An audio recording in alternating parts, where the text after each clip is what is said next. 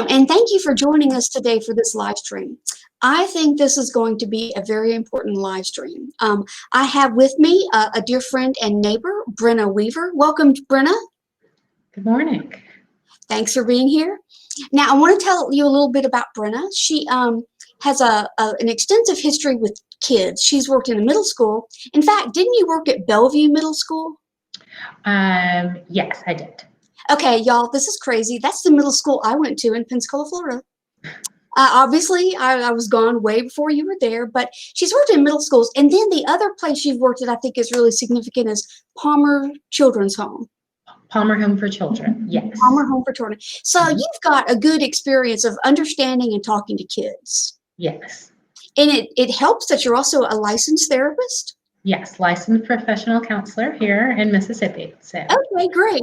And you live in Jackson? Yes, I do. She lives right down the street from me. So welcome and thank you for giving up time in your morning to talk to us. Today, we wanted to talk about just stress in general, because I think there's a high level of it, but particularly given the last 4 months, a lot of families are in just different economic situation, maybe different work hours. Summer camps have been canceled. Maybe vacations have been canceled. Of course, school got out early. So I'm thinking that right now, a lot of families in Mississippi have extra stress in their lives. Yes, I would agree with that wholeheartedly. So I think it's important to be able to talk about that and have an outlet to do that. So if you were speaking to a room of moms and dads too, and they're with this increased level of static in the background of stress and their kids are there, just what are some things you would tell them about this time and about what they can be doing proactively? Yeah. So the first thing that I would do is I would normalize what it is that they are feeling. So it makes sense with everything that is going on right now that they are feeling extra stressed. So with the pandemic, the uncertainty around that, if they've had changes with employment, childcare, it is normal that they might be feeling stressed and frustrated. And so I think it would be important for the parent or the guardian to acknowledge, like, yeah, this is a stressful time, instead of maybe brushing it off as we're all going through this, it'll be fine, let's just, hunker down and push through it. Like, no. I am stressed. It's okay that I'm stressed. How do I manage this would be the first thing, the acknowledgement of it. And so from there, it's a matter of being able to recognize, okay, are there certain times of the day where I feel particularly more pressure?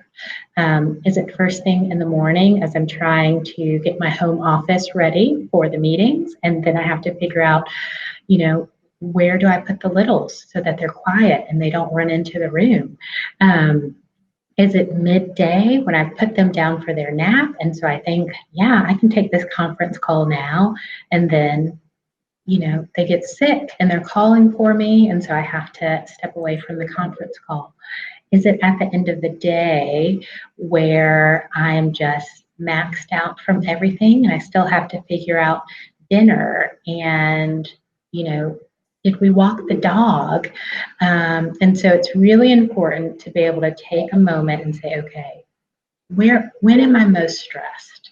What can I do to help alleviate that at that particular time? What are your thoughts around that, Gretchen? What you're saying makes so much sense to me because before COVID, when I would come home and I found myself extremely anxious, or even at work, when I found myself extremely anxious, I would say, what's one thing I can do right now to make this situation better? Yeah. And then I would do that one thing. Now at the house, it's normally vacuum the floor or load the dishwasher. It's a get things in order, get clutter put away. But at work, it was usually more substantive, like go ahead and start that project, or go ahead and have that difficult conversation and get it over with. But this is the same kind of thing. Find out your high stress point of the day, and then think about what's causing it and figuring out something you can do to put in place as a block. Yeah.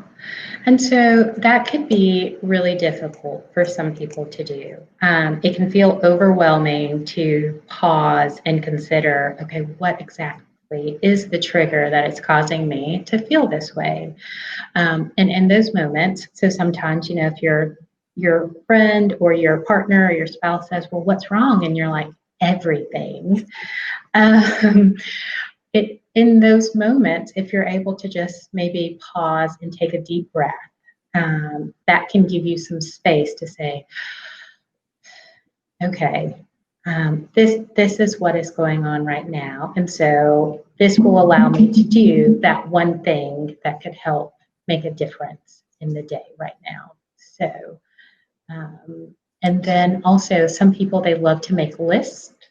And so if you whip out your phone, you can make a list. Say, okay, this, and this are things that I might not be able to accomplish right now, but maybe within the next 48 hours, I can knock out 3 of these things, and then I'll feel a little bit better.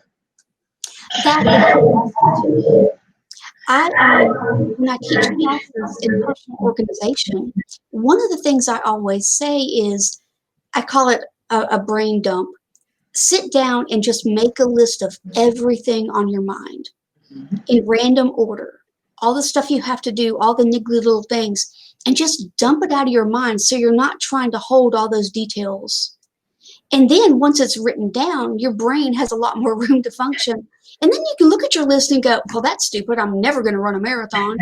Scratch that one off. Right. So it sort of lets you put it in order. So yeah, I love list making. It takes the pressure off, and it really frees up my brain for other things. Yeah, and then, I mean, it could be ways that you could delegate what's on your list as well, so that you don't necessarily feel the responsibility to do all of it. So if little Johnny or Susie could vacuum or pick up the dog's toys, or, help clean out the refrigerator, that can also alleviate some of the stress as well. That makes sense. Now, let's talk about kids right now. What are they going through? Yeah, so kids are just as stressed as parents. And that might seem silly. Well, what do they have to be stressed about? You know, they're out of school and they can just drive me crazy. But the reality is, their schedule has changed. Their life has been upended as well, and they might not have the emotional vocabulary to be able to express that. And so what you see when a child is maybe melting down is just, well, why are you melting down? But they might not have the words to say, I miss my friends. I miss my teacher. I miss riding the bus to school. And so it's important to be able to recognize that they are experiencing just as much anxiety, frustration, sadness, grief as adults are, but they don't have the language to be able to communicate that. I think something adults might be guilty of is basically dismissing kids' feelings. Mm-hmm. Oh, you missed the end of the school year. I would have loved that when I was a kid. Or, so you don't get to go to summer camp. There's always next year. I don't think you mean to be disrespectful, but I do think it's easy to kind of take that path. I agree. And I think one reason that adults tend to do that is because they do it in their own lives as well, to try to make themselves feel better. Like, oh, so, I missed out this time. Well, there's next year. But again, it's about recognizing that it's okay to be sad about that. It's okay to acknowledge, like, yeah, it really stinks that you didn't have your end of the school year party. You might have one next year, but we can't say for sure, since we really don't know what's going to happen. And so, yeah, I'm sorry you didn't get to have that. Maybe we could write your teacher a letter or an email. I don't know if they still write letters anymore, but maybe we can send your teacher an email, or doing something to be able to allow the child to be able to have a sense of closure as it relates to the end of the year. I know that some parents have driven to the empty school and just have let their child stand in front of the school and say their goodbyes. And so maybe that's something you could do. That they're not able to maybe say goodbye to friends and staff, but they're saying goodbye to the school year at the school. That is such a good idea.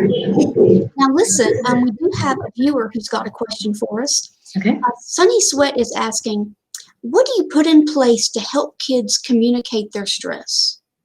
Yeah, so that is a great question. And that depends on the age. So if they are 8 and under, I would say a great thing to do would be to have them color a picture. And so you have them maybe sit at the table, or if if they like to sit on the ground, because flexible seating is really big in schools. And so if you want a flexible seating in your house, just have them somewhere comfortable and say, you know what, just draw a picture of how you're feeling right now. And if they just do a big red blob, oh, so are you angry? Or maybe if they use blue and it's just waves, are you feeling a little sad? Tell me about your picture. And so that's one way they're able to communicate what it is they're feeling. Now, the trick to that is the parent or the caregiver, you want them to be able to express it. You don't want to lead them. So I know sometimes we could say, well, if you think you're feeling happy, why don't you draw a big smiley face? Allow them to take the lead on what it is that they want to draw, and then articulate what they're feeling with that. That is a great suggestion. Now, if we're talking about stress in people's lives, I've noticed something that was going on during the beginnings of the COVID period is I was simply having news overdose. I was, before we shut down the office, I was, keeping one monitor on the news all the time. I had 3 different sites counting COVID cases in the world, and I started keeping track when it was in China. And then we've got it on our phones, we've got it on our television sets. Yeah. And I finally, about mid-April, decided for my own mental health, I needed to stop that. And I've really cut back on the news I'm watching tremendously. Yeah. I think that is a wise thing to do. So if you recognize that you're being inundated with all of this information, it can add to your anxiety and your stress. And so maybe setting, I'll only check the news 1 hour every other day. Or I'll only spend 30 minutes, reading the headlines a day. So being able to recognize, because you still want to be informed, you don't want to bury your head in the sand and say, it'll be fine if I just avoid it all. But putting special boundaries around it to say, okay, for this amount of time, I will just read, or listen or watch this for this minute or 2, and then move on with your day, because it can be so repetitive. You see the same images, and it really can just spike your stress and anxiety without giving resolution, because we don't necessarily know what's going to happen. And so you have all of these numbers, you have all of the figures for the spikes and, the counties that are hotspots and things like that. But what does it add to your well-being to continually take that in? Does that make sense? that is key as parents. You know, what is that? Especially when you see the same stories over and over and over again. Because they seem to, you know, especially the video clips, they seem to replay those quite frequently. Yes. Now, I know a lot of people are in the habit of just keeping a television on in their home, kind of as background noise. Mm-hmm. And I could imagine, especially with people being addicted to news, and I can't be the only one, but I might be. Um, what does the news and having it playing where kids are? Tell me about the impact of that. Yeah, you're definitely not the only one addicted to the news. And so having it on 24/7, and I do think that is the danger of 24-hour news, is it's just on and the kids are taking it in and they can't process what is happening. And parents don't necessarily have the time to explain it at that moment. So you have your child who sees, you know, the trucks loading the deceased, and they're thinking, is that next door? Is that down the street? Is that maybe where grandma and grandpa are? And the parent or guardian is so busy doing other things that the child can't ask them what's going on. And so they internalize it and they have this worry that's going on. And again, it's another reason that they could be melting down. So they see the same clip, as you said, you know, they'll play it every hour on the hour. And so if you have the TV on for, we'll say 6 hours during the day, they've seen it 6 times and they can't comprehend, well, you know, that's in New York City, we're in Jackson, that happened back in April, it's now June. So it can create a lot of anxiety and stress within them and they can't process what's going on. So I think it would be similar to for the parent to limit their consumption, to also limit the child's consumption of it as well. And so maybe instead of having the news on all the time, have classical music playing, or if you're not a fan of classical music, you know, have something else that can be soothing, playing as your white noise in the background instead of television news. So. I like that suggestion. I only a couple years ago discovered that cable channels have a little set of music channels at the very end of the numbers. Yeah. And sometimes they even have graphics that go along with it. And it's quite soothing to just have that in the background. I have a friend who plays Christmas songs year round. Okay, I'm all for that. I love Christmas music. Now, while we're talking about the news, I want to segue into what's going on in our society. Mm-hmm. I've heard the phrase a social pandemic that we're having on top of the viral pandemic. And that plays into the news too. I know the media seems to love putting up the most scary image possible when talking about a news story. And I know kids are seeing that, and yet there's this really positive movement going on. So how do parents work the news and those images against all the good that can come out of this social movement, Black Lives Matter? Yeah, that is a great question. And so I think the first thing that would be beneficial is, again, just limiting the amount of news that children are taking in, but then also being able to counter it with positive news. And so it takes some searching, but parents can find resources that say, okay, because of, say, this protest, I'm thinking about Louisville in particular with Breonna Taylor. It was a tragedy what happened, but because of activists and protesters, Louisville has suspended no-knock warrants for the city, and so that is a positive change. Unfortunately, she was she was killed because of a no-knock warrant. And kids might say, you know, well, what's a no-knock warrant? And so you can just explain that sometimes with law enforcement, they're able to go to homes and they don't have to knock before entering. And so unfortunately, in this case, it did not turn out well. But because people recognized that this case didn't turn out well, they were able to make change. And so now, at least for this city, they can't use no-knock warrants anymore. And so being able to find the good does take some digging, but it's possible. And then you can sit down with children and say, okay, see, because of this, good change is happening. And so maybe there won't be any other cases like this one. Mhm.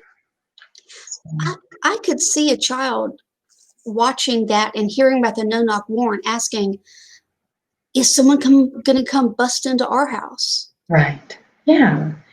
And so when that happens, you just want to assure them that no, the likelihood of that happening is very low.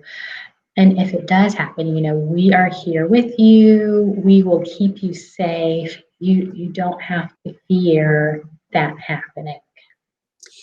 So is it true that one of the big things kids yearn for is feelings of security and steadiness? Absolutely, absolutely. Security, steadiness, to know that the adults around them are safe and so they can go to them with their questions. And so that's one thing that happens as well. Unintentionally, a child might go to their caregiver and ask a question that, you know, is really hard.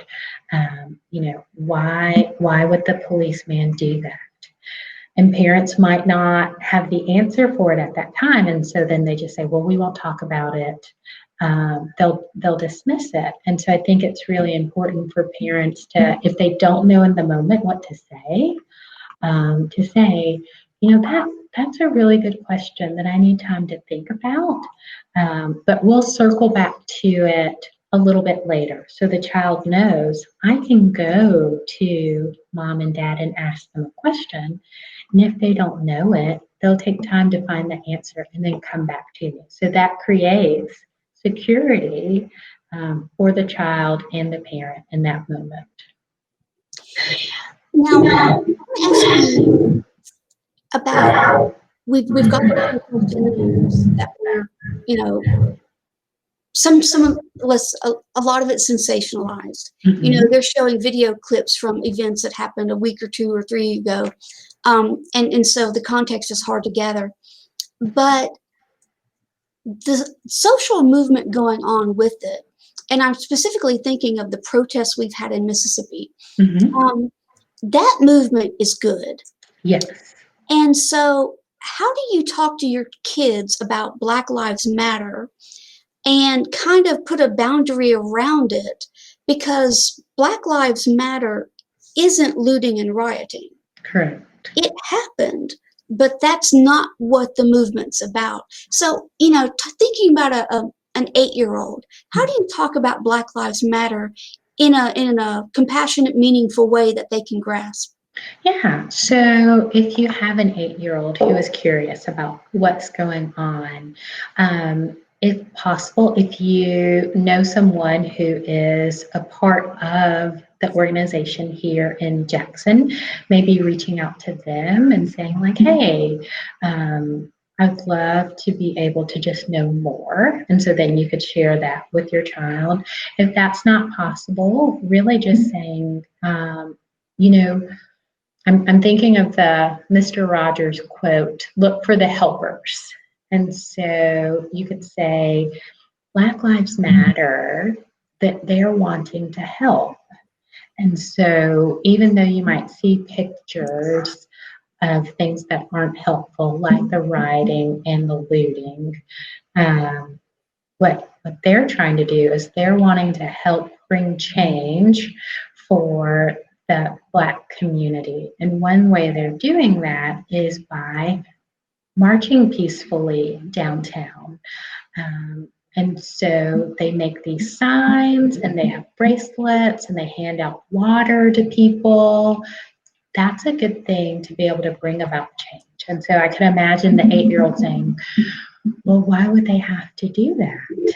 And so then you're able to say, well, unfortunately, there's this thing that's called racism, where because of the color of their skin, people aren't treated nicely or they're not treated fairly. And so what this organization wants to do is they want people to recognize that racism exists and it's happening, and they want there to be change. They want people to be treated fairly. They want people to just recognize that they're people too, and they don't have to be discriminated against because of it. Mm-hmm. Yeah. Then I wonder, you just said that so beautifully, and then I'm the 8-year-old kid role playing. Mm-hmm. So I would say, so what does discriminate mean? Yeah, so discriminate means that you don't allow something to happen because you don't like it. And so, if you have a sibling, think about so you're an 8-year-old girl, your 6-year-old brother comes in and you say, no boys allowed. In that instance, because your 6-year-old brother is a boy, you're discriminating against him. And so that's not okay. We don't want that to happen. So that's a simple way of highlighting, okay, this is discrimination. When you say, or if you're playing with your Barbies and there's one particular Barbie, you won't let her join the party because she has on the wrong dress. Like that is a way of discriminating. So that happens as it relates to skin color. If you were to see someone who has darker skin than you and you say, well, I don't want to let them in, that's what discrimination is. I'm thinking also something that was used in my childhood, and I grew up in Florida, so it was a different environment than here, but all people are made in the image of God. Mm-hmm. That's the great equalizer to me. It's no matter how different they are from me, how they look, how they walk, how they live, human beings are made in the image of God. Yeah. And that's powerful and that's significant. And I think teaching our children that is foundational would be really helpful. It would be. And I think as it relates to that, it's important to say, we're all created in the image of God. And even if they do something that we don't like, we should still honor that they are image bearers. And so if, someone does something, if your brother takes your toy and that makes you really upset, that doesn't mean that you can call him names. That doesn't mean that you can kick him or hit him because he is an image bearer. That's really a nice anecdote summing that up. Now, when you and I were talking in preparation for this live stream, and I appreciate the time you put into this, you had mentioned some really good books. Yes. So some books as it relates to just parenting and kids and their emotion. Dan Siegel has a book that's called The Whole Brain Child. And so if you're wondering why your 6-year-old is melting down, he can explain some of the emotions that they're feeling and ways for you to navigate that with them. He also has a really good book for teenagers that's called Brainstorm, and so that can help parents navigate puberty. As it relates to social justice and being able to honor our fellow image bearers, the skin you live in is really good. And then there's a Sesame Street book called we're different, we're the same. And so those are really great. And one book that just came to me, it's by Trilla Newbell, and that's called God's Very Good Idea.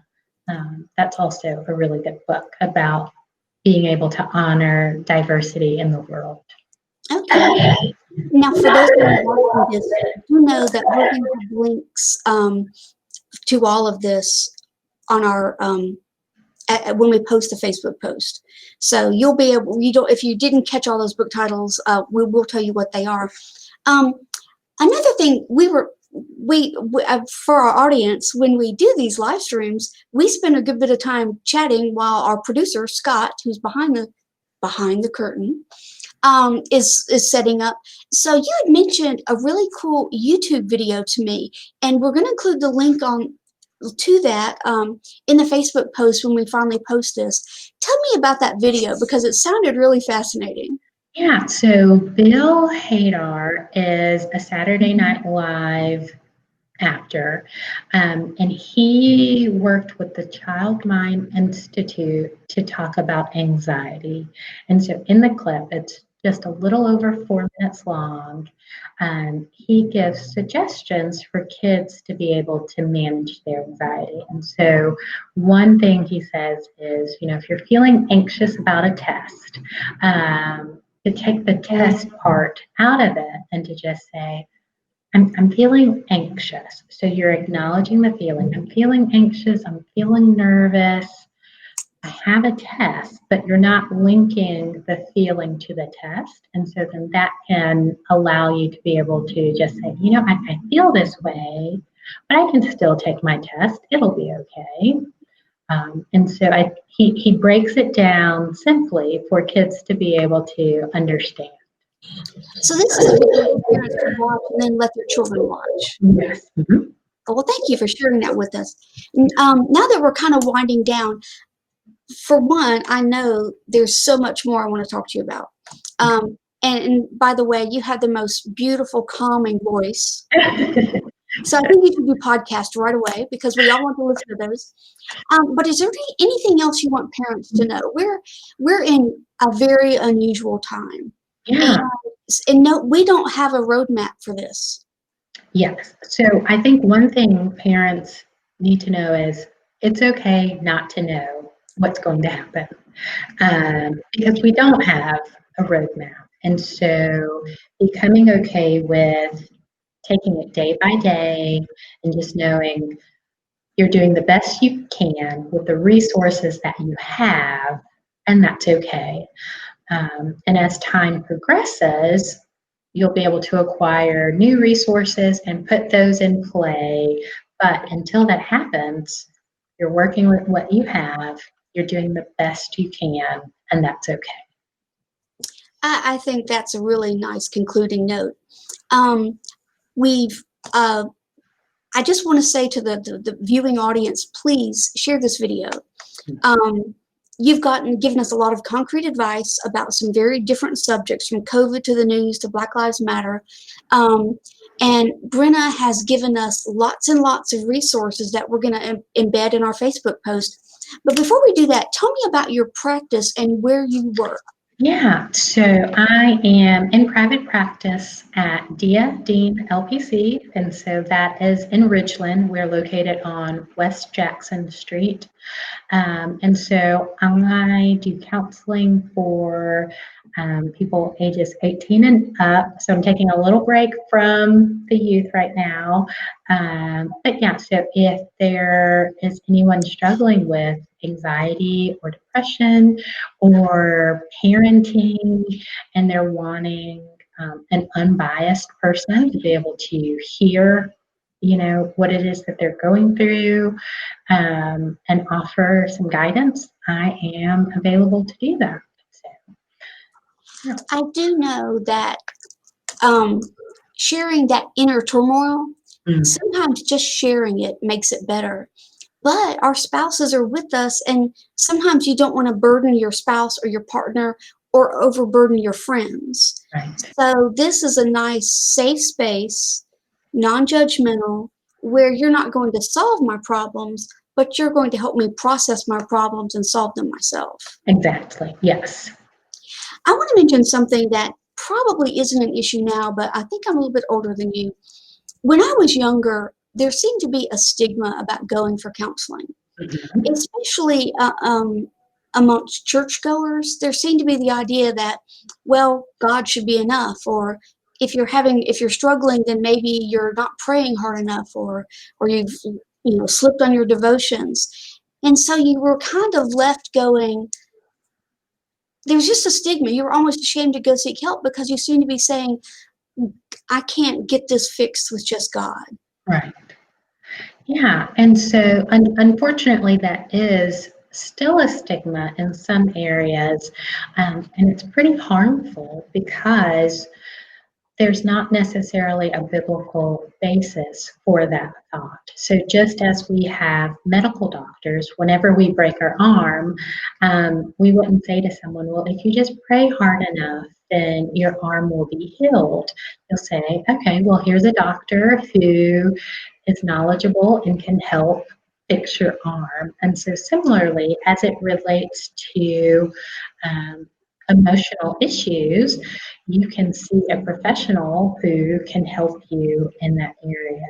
And so if we look at the Psalms, the psalmist has just a variety of emotions, from distress to anguish to joy, but he also seeks counsel while he's feeling that way. And so I think it's a good thing to seek out counseling when you need it. Mm-hmm. And one really good book for Christians, I can't think of the author, but the title is Christians Get Depressed Too. And so I think that would be a benefit for people to read if they question, is this something that I should do? Well, thank you for that recommendation. Do Christians get depressed too? Yeah. Now, one last thing I want to ask you about before we wrap up is mindfulness practices. Yes. And I really, you and I talked about this, and I used to be, I'm not now so much, but I used to be a huge journaler. Mm. In fact, I have a college footlocker, that kind of thing you had in your dorm room, full of journals in my attic that I need to just burn.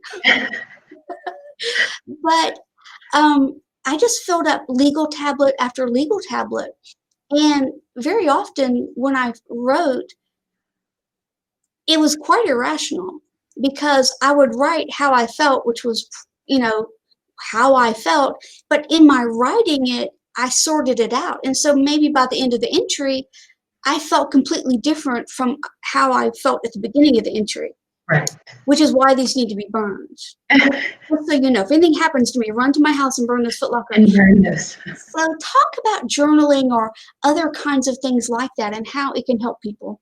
Yeah, journaling is an excellent tool to help sort out kind of what's going on. And I think you mentioned that, you start out and you're writing something and you might not be sure of where it will end up, but by the time you get it all out, you feel clearer about whatever it is that has happened. And so being able to just kind of get out of your head and to put it on paper, I think you mentioned when we're talking previously, just allows you to have more space in your brain for other things. And so journaling is an excellent tool.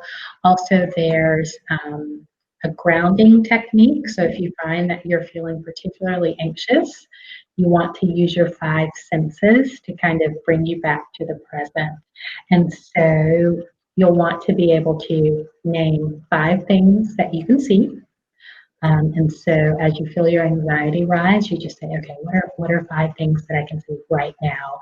A chair, a bird, a plant. You're looking around, you're naming 5 things. And then you say, okay, what are 4 things that I can touch? And so the whole goal is to just bring you back into the present moment. So 5 things you can see, 4 things you can touch, 3 things you can hear, maybe 2 things that you can smell, and then something you can taste. So you're using your 5 senses to kind of bring you back into the moment. Oh, that is a beautiful exercise. Mhm. Yeah.